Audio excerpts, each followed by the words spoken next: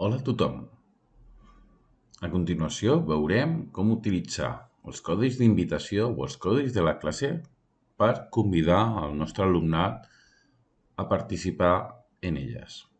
Una vegada tenim una classe creada i accedim i podem veure que apareix el codi de la classe sempre disponible.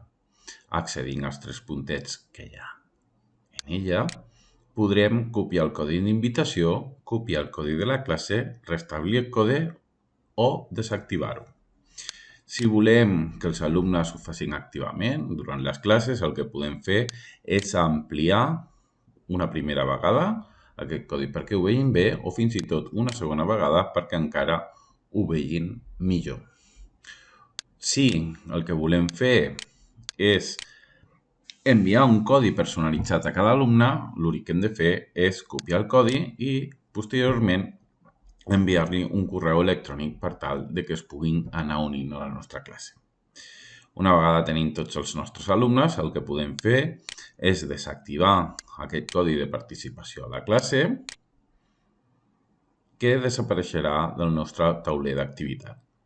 Si necessitem tornar-ho a utilitzar mitjançant l'engranatge, podem una altra vegada activar-ho sense cap tipus de problema i tindrem a la nostra disposició l'enllaç d'invitació, un nou codi de classe generat i podrem fer les mateixes accions com mostrar el codi i tornar-ho a fer més gran.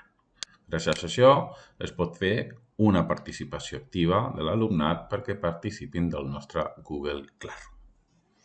Fins la propera.